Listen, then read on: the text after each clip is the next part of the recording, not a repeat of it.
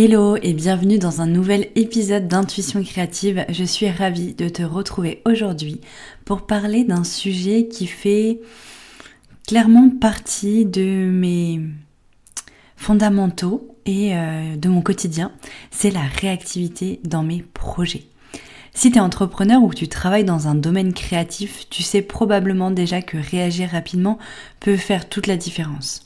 Mais la réactivité, c'est pas juste une question de rapidité, c'est aussi une façon d'infuser confiance et sérénité dans ton processus de travail et avec tes clients. En tant que directrice artistique, j'ai souvent été confrontée à des situations où la réactivité était la clé pour débloquer un projet, mais aussi sécuriser le client ou simplement avancer efficacement. Avec mes 4, 5, 6 années d'expérience, ou même j'ai envie de dire 7 si je compte mes premières années en micro-entreprise où j'étais encore salariée, je vais te partager mes techniques pour améliorer ta réactivité et t'expliquer comment cela peut transformer tes projets, que tu sois coach, thérapeute, graphiste ou autre entrepreneur, et à quel point moi, mes clients apprécient cette partie de moi qui est la réactivité. Donc prends une grande inspiration, écoute mon introduction et on se retrouve juste après pour bien t'aider à changer ta façon de gérer ton business. Bienvenue dans mon podcast Intuition Créative, le podcast qui booste ton état d'esprit d'entrepreneur intuitif. À travers mon expérience personnelle et mes expertises en communication visuelle, je vais te transmettre mes conseils pour être ambitieux et intuitif, mettre en valeur tes expertises et accroître ta créativité en trouvant de l'inspiration. Tu auras donc toutes les clés en main pour diriger ton entreprise dans la bonne direction. Je suis Anne-Laure, une entrepreneure ambitieuse, créative et intuitive. L'intuition, l'écoute de soi et la créativité font partie de mon quotidien. J'ai donc créé en 2016 Studio Eucalyptus, mon studio de graphisme dans lequel j'accompagne les entrepreneurs dans leur communication en créant leur identité de marque, leur site web et leur direction artistique. On se retrouve ici chaque lundi à 7h pour un nouvel épisode, en tête-à-tête ou avec un invité. D'ailleurs, n'hésite pas à t'abonner dès maintenant à Intuition Créative pour être sûr de ne rien louper. Allez, c'est parti, on va parler de réactivité pendant une quinzaine de minutes, je pense, ou peut-être un petit peu plus. J'avais envie de te parler, comme je te le disais en introduction, de la réactivité parce que c'est vraiment quelque chose qui fait partie de mon quotidien. J'ai pas mal de retours de mes clients qui parlent de ma réactivité et qui me disent vraiment être satisfaits par ce côté réactif, présence, le fait de répondre rapidement aux messages, etc. Mais au-delà de la réactivité dans mes accompagnements, je suis aussi réactive dans plein de domaines de l'entrepreneuriat, dans ma façon de prendre mes choix, de mes décisions, de passer vite à autre chose pour rebondir, pour grandir, etc. Et du coup, voilà, j'avais trop envie de te parler de ce sujet qui fait partie de mon quotidien et qui peut-être, avec mon retour d'expérience et quelques explications, vont te permettre à toi aussi de mettre en place un peu plus de réactivité dans ton quotidien d'entrepreneur et du coup, par la même occasion, développer ton entreprise plus sereinement. Alors, du coup, la première chose que j'avais envie de te parler, c'était le fait de pourquoi la réactivité est-elle essentielle dans tes projets de manière globale. Pour comprendre ça, il faut que tu te dises que la réactivité est devenue une compétence incontournable pour réussir en tant qu'entrepreneur ou en tant que créatif. Parce que forcément, ça va faire plaisir aux gens si tu réponds rapidement, si tu trouves des solutions rapidement et que tu ne les laisses pas forcément dans l'ignorance ou dans l'attente de réponse, etc. Quand on pense à la réactivité, on pense souvent à la capacité de répondre rapidement à un mail ou un appel, mais c'est bien plus profond que ça finalement. Imagine que tu sois coach en développement personnel. Je vais prendre cet exemple qui va être beaucoup plus concret, je pense, et qui peut s'appliquer bien évidemment à ton activité. Tu as une personne qui hésite à s'engager dans une série de séances avec toi. Donc peut-être 6 séances de coaching. Elle te pose une question, peut-être une demande d'informations supplémentaires sur ta façon d'accompagner. Si tu y réponds rapidement, tu donnes immédiatement l'impression que tu es quelqu'un de disponible, qui se soucie réellement de son client. Et en prenant soin de répondre vite, du coup tu crées une relation de confiance avec la personne et la personne sent qu'elle est prioritaire. Ça peut littéralement faire pencher la balance vers un engagement. Parce que typiquement, si tu es coach et que tu fais un accompagnement de 6-7 séances à 2000, 3000 euros, la personne, elle s'attend à une certaine réactivité de ta part. Elle s'attend à ce que tu sois présente pour elle, etc. Donc tu peux pas te permettre en amont, avant de signer un contrat, de ne pas être déjà là pour elle en fait. Un autre exemple, par exemple, si tu es graphiste comme moi, je vais te donner un exemple du coup de moi, comment je fonctionne. Je me souviens d'un projet où un client avait une campagne, avait une deadline en fait à lancer, et il avait du coup besoin de visuels en urgence, mais c'était un client qui était déjà client. Parce que ça, j'avoue que je fais pas avec tout le monde. Je vais pas prendre les urgences de personnes que je connais pas, mais c'était un client qui avait un besoin urgent et que je connaissais déjà, je savais comment je pouvais travailler avec, etc. Et j'ai pu réagir rapidement, ajuster mon emploi du temps pour livrer cette prestation dans les délais, et ce projet du coup s'est transformé du coup en collaboration long terme beaucoup plus facilement. Après voilà, c'était déjà un client avec qui je travaillais, donc j'avais confiance et pour moi c'était ok d'être réactive à ce moment-là, mais du coup forcément ce client il sait qu'il peut compter sur moi. Après forcément c'est des choses de manière ponctuelle, hein. J'accepte pas et je te souhaite pas d'accepter les urgences n'importe comment, sinon voilà, tu peux vite te faire envahir. Je dis pas que si le vendredi à 19h on t'appelle pour te dire qu'il faut un truc pour le lendemain ou pour le lundi matin, un énorme truc, je te dis pas de le faire.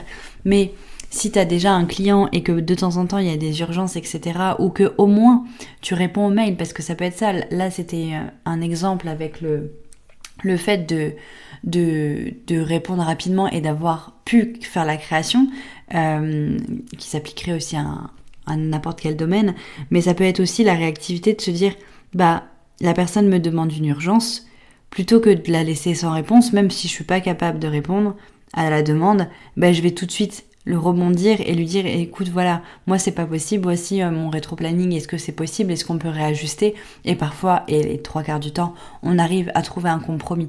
Mais si tu avais mis vraiment du temps à répondre parce que t'osais pas répondre à cette question qui pour toi n'était pas ok, la personne va se retrouver vraiment embêtée et du coup va certainement aller voir ailleurs en fait dans sa façon dans sa recherche. Je vais te donner un autre exemple qui peut-être peut s'appliquer plus facilement à toi si tu es par exemple prof de yoga. Admettons tu organises un atelier de yoga et le jour où tu as prévu l'atelier, il y a un imprévu qui survient. Par exemple l'annulation de la salle. Si tu es réactive et que tu proposes une solution alternative rapidement, ça va te permettre de maintenir la confiance des participants et d'assurer la réussite de l'événement. Plutôt que de peut-être ne pas informer tes clients et d'être en galère et d'annuler, etc. et de pas savoir comment faire, peut-être ça peut être aussi d'être complètement dans la transparence et dire voilà, il y a un souci, la salle n'est finalement pas dispo pour X et Y raisons. Je suis en train de rebondir. Est-ce que par hasard vous serez d'accord pour décaler la date, ou alors de faire peut-être cette séance en extérieur ou d'adapter les horaires, etc. La transparence fait partie aussi de la réactivité et de mettre au courant des personnes. Moi ça m'arrive par exemple où je préviens un client que je vais travailler cette semaine par exemple sur son site web et que j'ai quelque chose qui se décale un peu, et plutôt que de laisser dans l'attente mon client, je vais tout de suite réagir en disant à mon client voilà, peut-être que lundi mardi tu n'auras pas de nouvelles de ma part finalement parce que j'ai un petit imprévu et du coup ça va te décaler, et du coup le client est au courant et peut-être qu'il va me dire non mais il n'y a pas de souci, au contraire ça m'arrange, et bim hop, de ma réactivité c'est finalement trouver une solution qui va permettre d'améliorer la collaboration. C'est pas inné d'être réactif. Moi c'est quelque chose que vraiment j'ai eu très très jeune. Je me rappelle dans mes premiers stages quand j'étais entrepreneur, quand j'étais pas encore entrepreneur, si je l'étais mais en micro-entreprise, bref, j'étais stagiaire dans une agence. Je me rappelle de ouf que mes maîtres de stage et les patrons et tout disaient que je débitais le nombre de BAT à faire, etc. parce que je suis réactive et que tout de suite, hop, je trouvais des solutions et j'essayais de m'organiser pour l'être. Donc pour le coup, ça peut être inné chez certaines personnes, mais parfois non. Et c'est pour ça que là, j'avais envie de te parler des freins à la réactivité et comment les surmonter. Pourquoi on n'est pas toujours réactif? En fait, il y a de nombreux obstacles qui vont freiner cette compétence et ta réactivité. Souvent, c'est la gestion du temps. Entre les rendez-vous, les mails, les notifications, les deadlines qui s'accumulent, il est facile en fait de se sentir complètement submergé et le stress peut prendre le dessus et tu peux du coup vite perdre de vue les priorités. Moi, j'ai des astuces pour surmonter ça qui sont vraiment utilisées au quotidien. Une première, ça serait de prioriser en fonction de l'impact et non de l'urgence. Tu peux utiliser des méthodes comme la matrice d'Eisenhower pour classifier tes tâches. Je t'invite vraiment à aller voir ce que c'est. Donc c'est Eisenhower qui peut vraiment t'aider. Alors moi je vais pas te détailler ce que c'est parce que c'est pas mon expertise, mais c'est une technique qui m'a permis de comprendre un peu la priorisation. Et demande-toi toujours quelle action va avoir le plus de gros impact immédiat sur ton projet ou ton client. Et c'est là que tu dois te concentrer. En fait, tu prends la liste de tout et tu te rends compte de ce qui est vraiment impactant dans ton quotidien à l'instant T. Après, pour gagner du temps, il y a la partie automatisation. L'automatisation peut passer pour, par exemple, l'automatisation de certaines réponses. Donc si tu reçois souvent les mêmes questions, les mêmes demandes, n'hésite pas à mettre en place des réponses automatisées ou des templates. Ça te libérera clairement du temps pour te concentrer sur des tâches qui demanderont une vraie réflexion. Franchement, ça j'ai mis ça en place au fur et à mesure, mais là depuis quelques mois j'ai vraiment mis ça en place grâce à mon amie Charlotte qui m'a vachement aidé à mettre en place toutes ces automatisations et ces process. Et du coup j'ai tous mes emails types qui sont rédigés d'avance pour chaque étape de mon projet. Donc en fait j'ai décortiqué tous mes accompagnements. Toutes les étapes de mes accompagnements et je sais qu'à chaque étape de l'accompagnement je vais envoyer tel et tel mail à mon client et du coup tous ces emails sont déjà rédigés et ce qui me permet de répondre beaucoup plus rapidement à mon client et de pas passer du temps 5-10 minutes à rédiger un mail que je vais rédiger 10 fois dans le mois. Il y a ça, il y a les emails aussi automatisés quand on me demande des renseignements. Enfin voilà, il y a vraiment pas mal de choses qui me permettent de gagner du temps. En frein à la réactivité, ce qu'il peut y avoir aussi, c'est le manque d'organisation. Clairement, moi j'ai encore un peu de manque dans mon organisation, mais j'ai des solutions et des outils qui sont indispensables à mon organisation. J'ai mon agenda numérique qui me permet d'automatiser ma prise de rendez-vous en ligne, de synchroniser mon perso et mon pro. J'ai mon agenda papier qui me permet d'avoir sous les yeux les choses qui m'aident énormément. J'utilise Notion qui me permet aussi mais j'en reparlerai après, de travailler facilement avec un outil qui centralise toutes mes infos. Voilà, il y a plein de petits outils. Maintenant, il y a aussi quelque chose qui peut t'aider, c'est de déléguer. Travailler avec des assistants virtuels, des freelances, peut vraiment te permettre de libérer du temps pour te concentrer sur les tâches où ta réactivité est réellement nécessaire. Moi, ça a été... Bon, là, je le fais plus en ce moment, mais pendant 4 ans, presque, j'avais une community manager qui me permettait de pas me mettre trop d'énergie là-dedans pour pouvoir être réactive dans mes projets clients. Voilà, il y a plein de choses que j'ai déléguées et vraiment ça te fait gagner du temps parce que en fait si toutes les tâches qui te prennent vraiment du temps et t'épuisent, tu les délègues, tu vas pouvoir être réactif sur ton cœur de métier.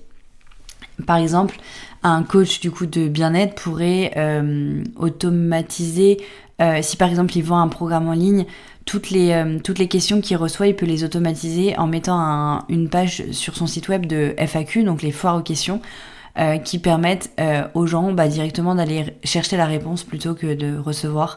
Donc ça peut être un exemple. Ou aussi...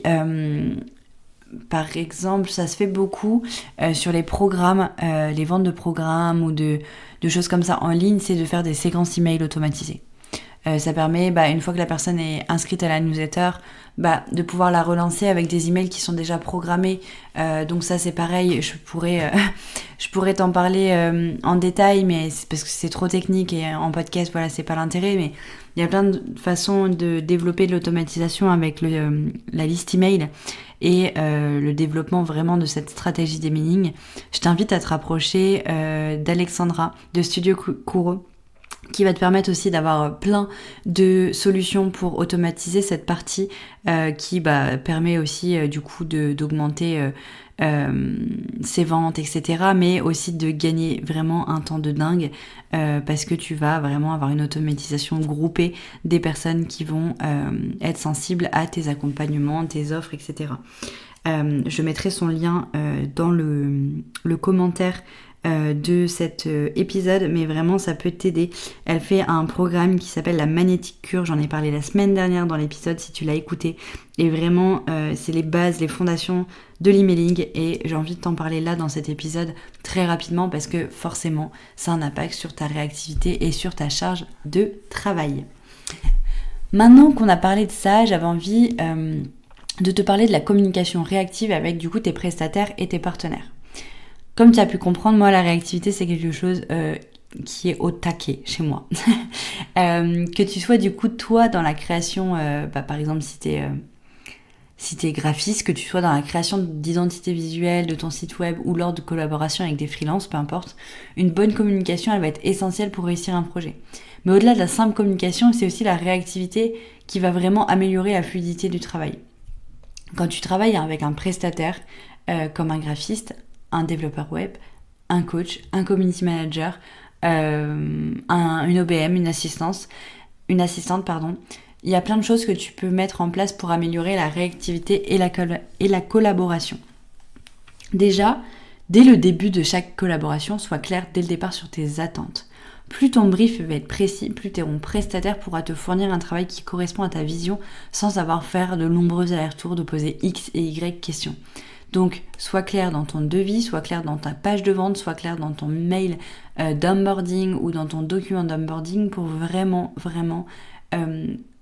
améliorer la clarté de ta prestation et éviter trop d'échanges. Ensuite, fournis des feedbacks rapidement et de manière assez constructive.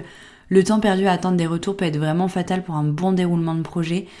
Si tu es en mesure de donner des réponses rapides, ton prestataire vraiment pourra t'aider à adapter le projet sans perdre de temps. Moi par exemple quand je reçois des briefs de mes clients, quand je crée des identités visuelles, etc., je vais pas mettre par exemple si le travail du site web doit se faire dans un mois et que le client, je vois qu'il m'a déjà fourni les textes, je vais pas attendre un mois pour aller vérifier. Je vais tout de suite fournir un feedback sur ce qui a été proposé par le client et lui dire voilà, ok, ça c'est cool, par contre ça serait cool qu'on améliore ça et du coup ton site sera carrément plus optimisé si on fait ça. Et du coup mon client déjà il a encore les idées au clair sur ce qu'il m'a fourni comme contenu et du coup il va être beaucoup plus amène de se remettre dans le projet plutôt que de le laisser sans réponse et à un moment donné un peu dans l'urgence lui dire mais il me manque ça. Donc ça c'est vraiment quelque chose qui est trop important. Ensuite, créer un planning clair avec des deadlines intermédiaires, cela permet à chacun vraiment de savoir où on en est, qui et à quel moment doit livrer son travail et d'éviter des retards inutiles. Moi, typiquement, à chaque prestation de service, que ce soit identité visuelle ou site web, mais j'avoue plutôt site web, je fournis un rétro-planning détaillé. Le client sait quand lui, il doit, par exemple, me fournir des textes, faire le shooting photo, être en relecture, corriger les maquettes, etc. Et moi, je sais à quel moment, et le client sait à quel moment, moi, je vais être en création, intégration, etc. Et du coup, plus le planning est clair, plus pareil, on va être réactif des deux côtés, parce que mon client sait qu'il doit être disponible à tel et tel moment pour que la collaboration se passe bien. C'est ultra important, la clarté. Typiquement, les clients avec lesquels j'adore travailler, c'est les clients qui sont réactifs dans leur retour et sur mes propositions visuelles. Chaque fois que je leur envoie un concept, un ajustement, etc., et que ça prend à peine 24 heures pour me répondre avec des ajustements précis, c'est génial parce que la communication elle est fluide et on peut finaliser toute la création visuelle de la communication dans un temps record et souvent on finit plus tôt que prévu du coup. Voilà, ça vend du rêve, clairement. Moi, c'est vraiment des choses qui font que j'arrive à optimiser mon temps et tout, et c'est vraiment non négociable pour moi. Enfin, je me vois pas vivre autrement en fait que dans cette réactivité. Et du coup, peut-être que toi qui m'écoutes là, tu me dis oh là là, moi je suis pas réactive, comment je vais réussir à mettre ça en place? Eh ben, j'ai des techniques pour toi pour devenir plus réactif au quotidien. C'est des techniques très simples et peut-être basiques, mais peut-être que si tu les fais pas, bah pour toi c'est pas basique. Du coup, j'avais envie de te les partager. Ça va te permettre de t'entraîner, du moins, à être plus réactif au quotidien. Alors, quelque chose qui peut être intéressant, c'est de créer des routines. Alors là, peut-être, je vais te dire routine matinale, mais si tu as envie de faire ça le soir, tu peux faire ça le soir, où tu prends le temps de prioriser tes tâches de la journée. Fixe-toi des objectifs clairs et commence par les actions qui nécessitent une réponse rapide. Moi, je sais que j'aime bien préparer ma journée la veille au soir. Et du coup, je me dis, ok, demain j'ai ça à faire. Par exemple, quel client attend depuis le plus longtemps? Je le passe en priorité. Est-ce que c'est important de faire ça ou est-ce que ça peut attendre? Et ben tout ce qui peut attendre, je le mets après. Tout ce qui doit pas attendre, donc en général la priorité au client, ça passe avant. Et du coup, j'ai une routine, en fait, une to-do list qui est priorisée et qui est claire avant même de commencer ma journée. Après, il y a un truc que j'ai, j'avoue, mis en place depuis peu, c'est le fait d'apprendre à dire non. Ça, clairement, j'étais trop réactive pour le coup avant et je disais jamais non. Donc je partais un peu dans tous les sens et c'était compliqué pour moi de faire des journées sereines. Et du coup maintenant je le fais clairement et c'est trop bien. Donc si tu acceptes de trop de projets en même temps, trop de demandes, que tu dis dès que tu as un mail, tu sautes dessus, dès que tu as... Enfin là c'est mort. Ta réactivité va vraiment en pâtir parce qu'en fait tu auras tellement de choses sur le tapis, sur le feu, que tu pourras plus être réactive. Donc savoir dire non va te permettre de te concentrer ton énergie sur des projets qui comptent vraiment. Donc, soit tu dis, par exemple, si t'aimes pas laisser les gens sans nouvelles, et je te le conseille, tu peux dire, voilà, j'ai bien reçu ton message, là je suis sur des urgences, je le traite dès que je peux. Ça peut être de dire à un nouveau client qui arrive et dire, voilà, moi je veux mon site web tout de suite maintenant, ou je veux mon coaching tout de suite maintenant, et toi tu sais que t'as tant de places par mois et pas plus, et que la personne insiste un peu, bah c'est réussir à dire, bah voilà, moi aujourd'hui, je peux pas te prendre ce mois-ci pour créer ton site web, je peux pas te prendre ce mois-ci pour faire ton coaching, parce que si je te prends, eh ben en fait la prestation risque d'être moins qualitative parce que j'ai déjà beaucoup de travail et je serai moins disponible pour toi. Donc je ne veux pas et je ne m'autorise pas à fournir des prestations qui seront moins qualitatives à mes clients et du coup ma date et tu cites ta date. Et voilà, et si la personne ne comprend pas, c'est que c'est un client qui sera pas suffisamment bien pour toi et bon pour toi et pour ta santé mentale et pour la bonne action de ta prestation. Donc ça, c'est vraiment quelque chose sur lequel tu dois t'entraîner. Je t'assure, il y a quelques années, je faisais 70 heures semaine, je voyais pas le jour, enfin c'était vraiment compliqué. Maintenant, je sais dire non. Ça peut être aussi dire non juste à des horaires. Par exemple, moi j'ai mon sport, si tu me suis depuis un moment, tu sais à quel point le sport pour moi c'est important. J'ai mes horaires d'entraînement, coachés ou non, qui sont calés dans mon agenda à l'avance. Si j'ai un client qui me dit, voilà, moi je veux mon rendez-vous à 18h le mardi et que moi j'ai mon cours, mon coaching d'haltéro ce jour-là, et ben je vais dire non à mon client. Parce que je suis ma priorité et ça va pas changer la donne. Et du coup, je vais être réactive, bien sûr, je vais pas le laisser sans nouvelles, je vais lui proposer le lendemain matin ou un peu plus tôt dans la journée. Je vais faire en sorte que le rendez-vous il soit fait dans les jours vraiment collés à sa proposition, mais je vais dire non. Et ça va me permettre du coup d'être beaucoup plus efficace parce que je sais que si je fais mon sport, je vais être efficace. Donc ça, c'est vraiment une technique qui peut t'aider. Ensuite, tu peux aussi t'entraîner à raccourcir tes délais de prise de décision. Si tu as du mal à être réactif quand tu prends des décisions, quand tu réponds à un prestataire, quand tu dois signer un devis, quand tu dois caler une date d'une retraite, etc., entraîne-toi à ne pas passer trop de temps à réfléchir à cette décision. Parfois, il vaut mieux agir rapidement et ajuster en chemin plutôt que de perdre du temps à tout analyser. Donc, mets-toi vraiment des délais en fonction, bien évidemment, de l'activité. Peut-être, dis-toi, là, je mets 2 jours max, là, je mets 2 heures max, là je mets 1 semaine max, mais tu essayes de réduire par rapport à ce que tu fais d'habitude. J'ai un exemple pour toi, par exemple, si tu es thérapeute et que tu reçois des demandes de rendez-vous. Définis une règle simple, répondre à toutes les demandes dans un délai maximum de 24 heures. Même si tu n'es pas encore... même si la réponse n'est pas complète, juste le fait d'accuser réception montre que tu es à l'écoute et réactif. Et ça va éviter à la personne d'aller voir ailleurs, clairement. Ça peut être aussi peut-être de mettre un email automatique qui dit à la personne que tu as bien reçu sa demande et que tu répondras le plus vite possible. Voilà, on arrive à la fin de cet épisode. Comme tu as pu le voir, la réactivité n'est pas simplement une question de rapidité, mais vraiment une compétence qui peut transformer tes projets et booster ta relation avec tes clients et tes partenaires. C'est quelque chose que tu as compris me met en joie de ouf. Je t'invite du coup à réfléchir à comment tu peux intégrer ces conseils dans ta propre activité, dans tes propres partenariats, et réfléchir à ces petites actions que tu peux mettre en place dès aujourd'hui pour pour devenir plus réactif du coup et faire rayonner tes projets. En tout cas, merci beaucoup d'avoir écouté ce nouvel épisode. Si tu l'as apprécié, n'hésite pas à le partager avec d'autres entrepreneurs qui pourraient en avoir besoin et à me laisser un commentaire. Comme tu l'as pu le comprendre, j'essaye de varier les épisodes qui vont être vraiment de l'ordre de la communication visuelle avec des conseils vraiment sur la communication en elle-même, identité visuelle, site web, etc. Mais aussi de plus en plus des conseils pour développer ton activité professionnelle en alliant le bien-être et le pro. Si tu ne me suis pas encore, tu peux aussi me suivre sur Soukino.